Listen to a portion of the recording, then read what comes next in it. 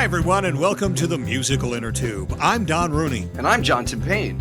You know, Don's had quite a career in radio and television, where he's been an air personality, a news anchor, even a TV weatherman. And John's been a college professor. He's written several books, and he's been an editor and features writer at the Philadelphia Inquirer newspaper. We first teamed up for a radio show in college.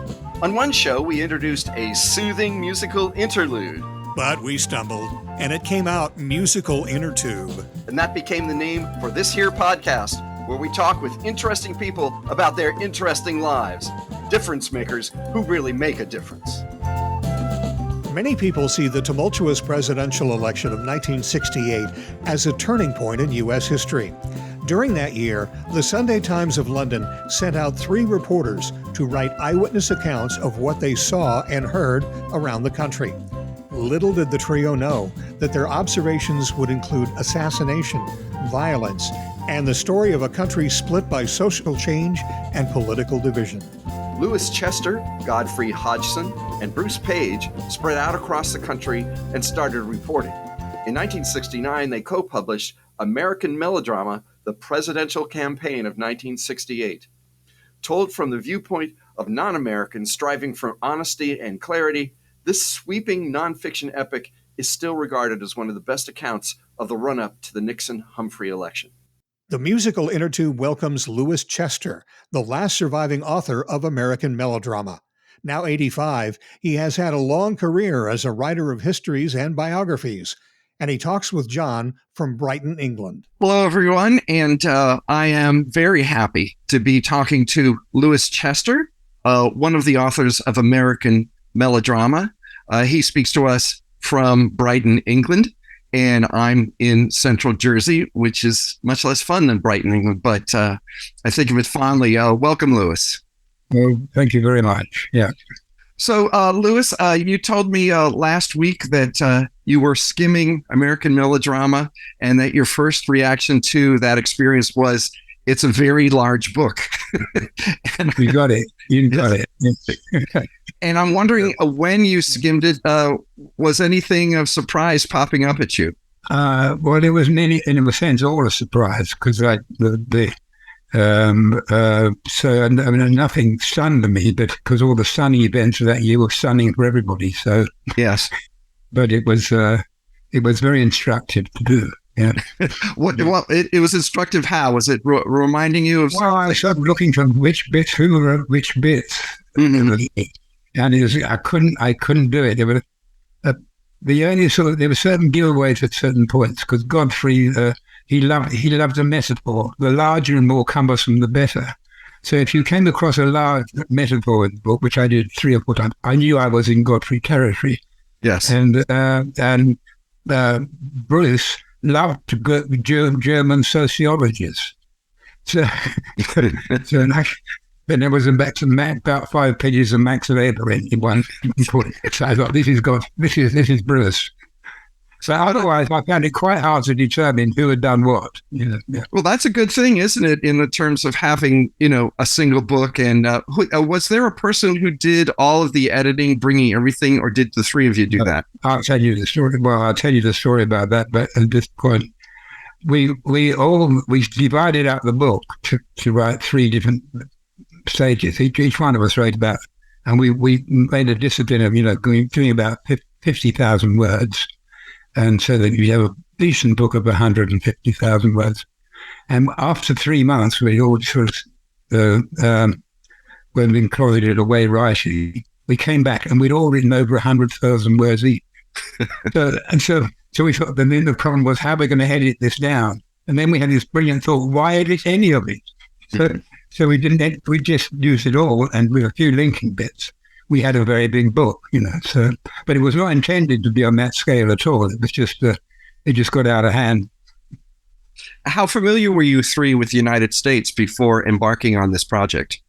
Did we know in the United States? Yes. Godfrey knew it very well. Godfrey was slightly older. Bruce and I about 30. Godfrey was 32, and he was slightly more experienced, and he'd done 3 years as Washington correspondent of The Observer, which is our rival paper. We were the Sunday Times, and so he had quite a big experience of reporting in America, knew America very well. And also he said to be writing a book about the South, which I think eventually did write. So he was the one who knew most about it. I knew not very much. I'd done about 2 weeks in Harlem, about 3 years before, when things were getting a bit restless there. Yes. And my main experience was it being impressed and depressed by a chap called Malcolm X. And after I'd heard him speak, I knew what blood-curdling red rhetoric was all about. Yes. So I'd had that experience, which is a very, very narrow one.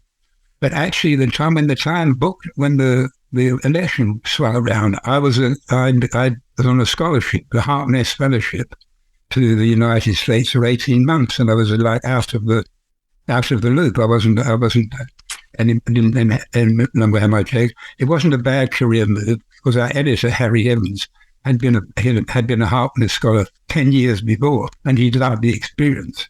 So, yes. so it was not a bad thing to have done. But of course, when I was there and they started gearing up the election, I got a call from Bruce, and I was minding my own business, being a scholar in Harvard at that point. And he said, "How far are you from New Hampshire?" He didn't tell you everything he meant by that, but yes. Well, I pretty soon cottoned on. So I was recruited at that point.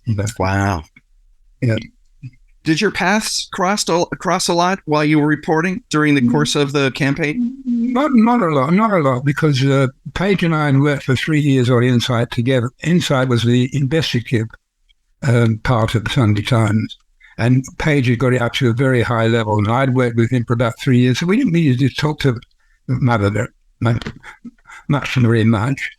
Hodgson had become the next editor, Inside editor, after I'd left, as he were. And so we also knew roughly a business of gathering a lot of stuff and then rewriting it and stuff. It was not a strange thing to be doing. And in relation to Godfrey, we had a kind of spheres of influence. He was very good on the South, very good on the West Coast, in California in particular. Whereas when I was at Harvard, they wanted me to finish my years there at Harvard. So I was confined to doing things on the Northeast, basically. Yes. So we had sort of we had different regions, as it were, that we worked in, and we didn't need to talk to one another very much. But Paige was the man who pulled everything together. What a job. Amazing. This is a softball question, but it's one I think everyone's going to be interested in. I remember those years. I didn't vote. That was I was not old enough yet, but I remember them very well. I'm wondering about your feelings working on the ground there, seeing what happened. It was a time of assassinations. It was a time of social unrest. And I'm wondering if you can talk to me about your personal feelings as you're reporting these things, because, no one could have expected all the things that happened. And it often is looked back on as a turning point in the country's history. Whether it is or not is another question. But I'm wondering how you were feeling as you watched things unfold. Well, we were very. I mean, I particularly, but we were very much caught up in the Vietnam and the peace campaign and McCarthy, and that.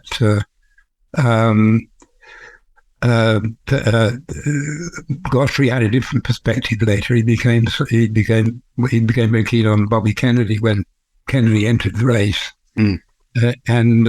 so there was sort of of course, a bit of aggravation between us. But then that kind of aggravation was right across America in relation to the peace movement process. But a couple of months, McCarthy versus Kennedy was more the most bitter contest, as it were, than all the other contests, which was, of course, ended by his assassination, and that was over. So that aspect of the year was the most important one for me, and I think for the others as well, really. Yeah. we like to think of ourselves as a politically polarized nation. It's something we talk about all the time. And I think the rest of the world does too, because right now it's one of the best stories on television is what is going to happen to America when everybody disagrees. And yet the country that emerges from your book is a rather polarized place too. I was wondering if you could reach back and think about what your thoughts were about the polarization you were seeing in '68. Well, we were quite, I mean, I was quite fascinated. Godfrey was more sort of relaxed about it because he'd seen it for some years already. Yes. And I just thought that what an amazing nation, you know, with the slavery background, the Civil War, the mass immigration of so many diverse cultures. I thought, how can you be other than polarized? And so, well, you know, and also I was struck by the difficulty of operating the American democracy. You know, the separation of powers and that weirdness of the Electoral College, and I've kind of admired the parties, the Democrats and Republicans, who are trying to weave some kind of unity out of this fantastically complicated and often, you know, parts of the culture of bitter enmity to one another. So I was just fascinated to be there, you know, but I didn't think it was abnormal. You know, I mean, we were reasonably polarized in Britain, you know. Sure. But not to that degree, because we didn't have the same complexity in our background. You know? Well, this is true that America, and probably it even tones down the extent to which this is true, but the United States has a very checkered past, and much of it is still with us. Yeah, well, you don't lose your past, and now our imperial past is catching up with us in Britain. And interesting. What do you mean by that? Well, I mean, you know, the things about reparations for people who were part of slave families, which were shipped out to the West Indies. That's quite now a powerful voice, and there's a much revived black culture in Britain, and it's riding not on the American experience much, but the British experience, you know, right? Which up to now, the empire's been held in this sort of irreverence by people, you know, and it's not the case anymore. It's just. I mean, they just had this Commonwealth Games of athletics, and they think it might be the last Commonwealth Games because they're going to say, "Who the fuck? I mean, who are the Commonwealth anymore?" Right. Well, who counts as being the Commonwealth? Yeah. Who wants to be in it? Yeah. Right. Exactly. What's the benefits of being the Commonwealth? And I think it's often you know, when people are telling jokes about the country here, they often say that we really haven't solved the issues the Civil War erupted to resolve, you know, that they're still with us. Yeah, but I don't think these things are soluble with any luck. You know, the memory of them declined, but actually the memory is revived. Certainly in the British case, and maybe with the case of the States, I think. Now, in the book, one of the things that's often said about the book is that it's about the run-up to the election. Yeah. And strangely, the election gets a little bit short shrift, even though it was exciting in itself. It was pretty close. I'm talking about now Nixon-Humphrey. Mm-hmm. But the run-up to it is really what the book is about. It seems to be the bulk of the book focuses on the people. I think one of the book's many strengths is the book often pauses to give you a portrait, let's say, of Richard Nixon, who's a very interesting figure here, or Robert Kennedy, or George Wallace. The book pauses to say, well, here's what this kind of guy is like. It's interesting that the book really is about the melodrama that precedes the election, that in the end, as you say toward the end of the book, what's interesting is that there was a filtering process going on to give us the blandest, the survival of the unfittest. Right, the survival of the unfittest, the survival of the blandest. I don't know whether one was disappointed to see that as the outcome, or whether it was, that the story running up to it was really the point. Well, I think that just in simple journalistic terms, the story up, with two massive assassinations, Martin Luther King and Bobby, the absolute a Democratic convention was almost like a well, what was it like? A running fist fight, The level of dramatic events was very high in that period, and I noticed after when we were doing this the book, or not, doing the book when we were coverage, we had something like 15 people on the Sunday Times working in the States. And it was amazing. Page was in charge of this, and he got the editor to read any man or woman power he wanted. He could have. And they're all filling up. Those were the days. Oh, yeah, they were, yeah. And they were gearing up to come over here. And we had, but that also just finished after the Democratic convention. When it was Humphrey versus Nixon, Harry Evans must have turned the tap off of people because, the editor was ultimately... although Page is disposing of people, the editor must have been saying to him that you can do that. But after that, they didn't come over anymore. They all went back. And pretty soon, Page and Godfrey and I, we found we're pretty much alone, doing the reporting and with this huge book to write. And we're worrying about what's put in it and how to go about it. And so I will say, that it's... not only did the year decline, but our ability to convey it declined as well. And I went reading the finish of it, skimming it. I thought, how the last chapter or two was saved really by Godfrey's ability to put some historical context into proceedings, rather than by the actual events themselves. And but even then,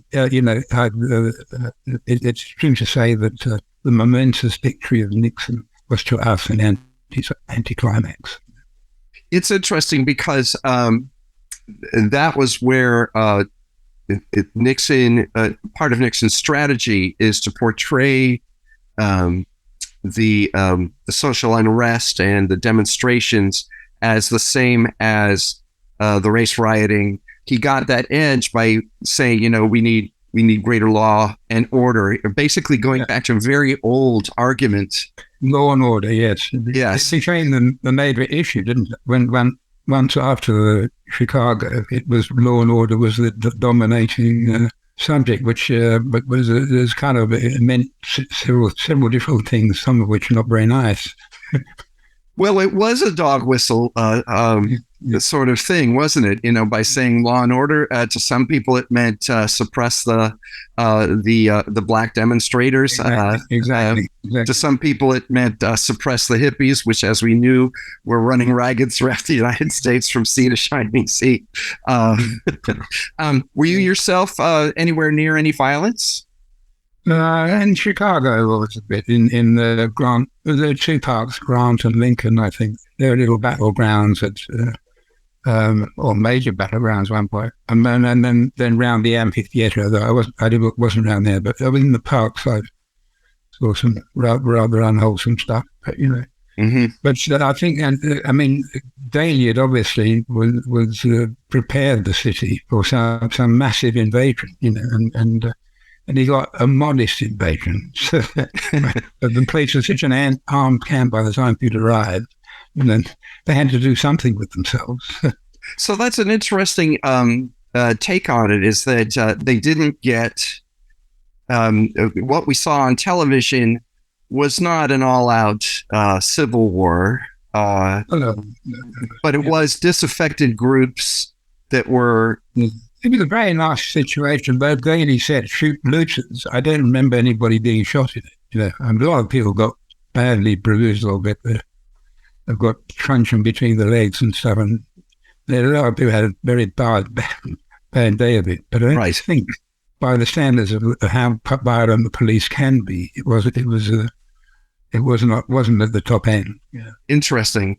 And it's interesting that you say this because of the historical place in the American imagination that the DNC has in our imaginations. We think of these large-scale acts of violence, and to remember that, in fact, they were moderate. If ever a city were locked and loaded for all-out war, Yeah. And there was, Chicago was, and there were lots of complex undertones because, and Daley, of course, wanted he was for Teddy. When they had the peace group, thought they might get this late reprieve, and so Daley was not 100% a bad guy. That's all I didn't think. But interesting.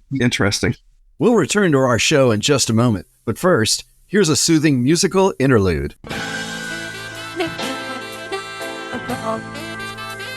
Born in London in 1937, Lewis Chester got his degree in history from the University of Oxford. He came to the Sunday Times of London in 1962 and was reporter and editor of its award-winning Insight team. Lewis has had a long, distinguished career as a journalist and author of biographies and histories. He's written bios of people such as the Reverend Dr. Martin Luther King Jr., Howard Hughes, and Aristotle Onassis, as well as accounts of Watergate and the wars in the Middle East. And now we return you to the musical Innertube. Let me ask you, of the people, of the players that you were able to interview, do you have any memories of them, the individuals that you're able to talk to? I can't think of a story. About McCarthy, very amusing, and he was good to talk. He's a witty person. He was a witty person. He said he wouldn't talk to anybody except the poet. Was it Robert Lowell? Is it? Yes. Yeah. Robert Lowell. I can get his ear at any time of the day, but his campaign managers. Yeah. One of them said he didn't know he didn't know whether he was running for president or running away from it. Yes, we don't have a lot of actual wit in American politics. We have people who are characters, but the actual wit embodied in that kind of quip, you don't get it a lot, I thought it was I thought they were wishing as an English politician. Oh, really? Okay. Interesting. It's I think for the people at the time, it did seem as though American life was changing quickly. Just folks watching their televisions.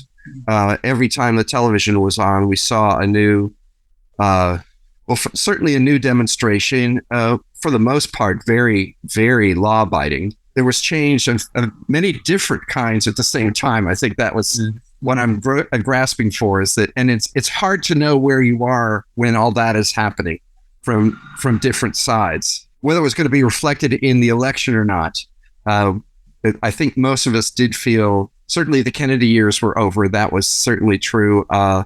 Johnson, I think, was done for because of the war. So we knew something new was coming. We just didn't know what. And when I read your book, that is certainly brought back, as that sense of not knowing the future, not knowing where we're going to be. Did you have that same kind of feeling at any time? Like, I wonder how this is going to resolve. I wonder where we're going with this. If you take my attachment to McCarthy, that takes you up until actually the convention anyway. I mean, right. Although it's after, we don't know after Bob is assassinated what's going to happen with the peace, but it actually never managed to coalesce again properly. And but that too, it's like I never even, I think maybe it's like this for Godfrey coming the other direction. He said, if you go to a football match, you have to, if you don't watch it for the aesthetics of it, you watch it for who is your side going to win, so that if you haven't got a side, then it's not much fun to it. So, but with McCarthy, I had an early side, and he had an early side as well.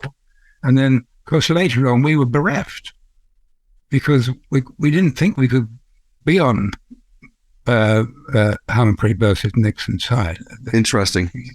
Well, though Humphrey was had a very distinguished liberal record before he became vice president. I mean, he had lots of reason to be supported, but he was so squashed by Johnson, I think, that.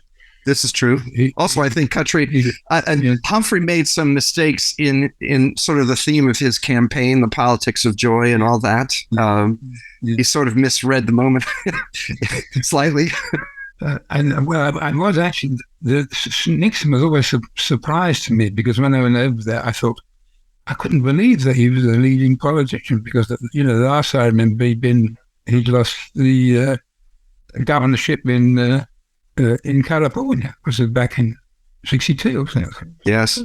You won't have Dick Nixon to kick around anymore. So I was amazed to find that, he was actually the leading contender when he came back. So he was a very, very intriguing person, no doubt of it. Page was the best one understanding Nixon. I don't know why, but Page of our little group was the one who took over a lot of the Nixon interpretation, which we might. I don't think I would have done very well, and I'm not sure the Godfrey would. Well, the portrait of Nixon in the book is superb because I think Page understood Nixon as a political animal. And of course, what you say is absolutely correct. It is one of the great political comebacks. Often when a man gets beaten in his home state and then lambastes the press, it's usually a farewell. Usually that's the last you see of him, and then you had, it may have been because Goldwater intervenes and he wasn't going to run again. Very powerful and principled person, whether you agree with him or not, and charismatic in his own southwestern way. But Nixon, very complicated guy, and he makes good that political resurrection, which is yet another surprise in this year. So I just want to say that in reading this book, I'll tell you the story of my reading of it. My dad gave it to me, and he said, "Johnny, you've got to read this." Now, I'm about 16, but I was a huge reader, and I found it. I'd already read a couple of books about the election because everyone was. There are several standard histories, and I'd read a couple of them. So I read yours, and it just seemed to me that it was different. And when I was younger, I didn't realize what the differences were. I'm not sure I could say what they are now, but it's often credited for being "quote unquote" objective. I'm very bothered with objective anyway. I don't quite sure what it means. I much prefer truth. Truth is probably even more difficult, but at least truth is there, or you think it is an entity. Whereas objectivity, I'm never quite sure. Who that means you're favoring or not favoring. Right. But I thought there was one thing about which I accidental about the book. The fact that it was written by three people is that we could never use the personal pronoun I. You can say, I did this, I did that. And in a way that kind of, it didn't make him blander, but it meant it was rude. It would be rude to say I. You could sure.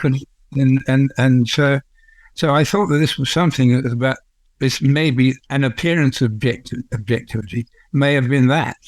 Interesting, yes, that it couldn't be voiced from one perspective. Yeah. But I can't remember us talking about objectivity as such. I mean, there were talks about it later on the paper and different issues. I can't remember, mainly about profile writing, and I must say up to that point, and then it was objectivity versus subjectivity, right? And I thought a little bit of subjectivity was quite a good idea, really, because you should know where the report is coming from. Absolutely.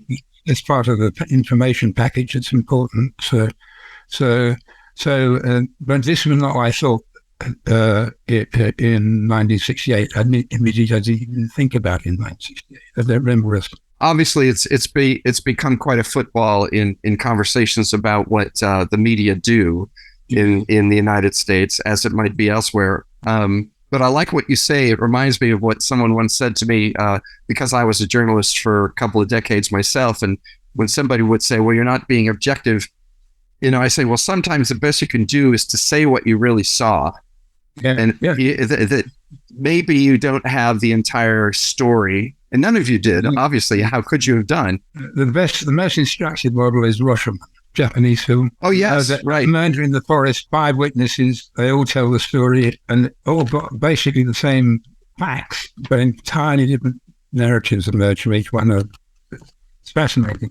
And they're just about the truth, over penetrating the truth of anything, but it's worth having a go. Well, Louis, I am just so grateful that you made the time. This has been a wonderful revisit of a fabulous book, and a book that really does have a wide audience. And it's the kind of book, it's interesting. It's a bit of a sleeper, but you see it referenced in high places. People saying, well, when I think of a fine attempt to document an extraordinary political moment, this does about as well as you could do. Oh, that's very kind of you. And I thank you on behalf of my other two co-authors and the editor, all of whom have died in the last 2 years. This is a monument to their last standing and not very tall. Well, you've done so wonderfully, Louis. Thank you once again, and it's been even better than I had hoped. So thank you so much for talking to me. Good. Pleasure. Okay. Bye-bye. Thank you for listening to the Musical Innertube. Check out our website at musicalinnertube.com, where you'll find all our episodes, profiles of our guests, and lots of extras. You'll even be able to leave us a voicemail. Our email address is musicalinnertube@gmail.com. On Twitter, our handle is MInnertube. Capitalize the M and I. The Innertube is available on Facebook, YouTube, Apple Podcasts, Amazon Music, Audible, Google Podcasts, Stitcher, Spotify, SoundCloud, and iHeartRadio podcasts. Like us and give us a good review on any of those platforms. And as always, thanks to virtual band Car Radio Dog for our theme music.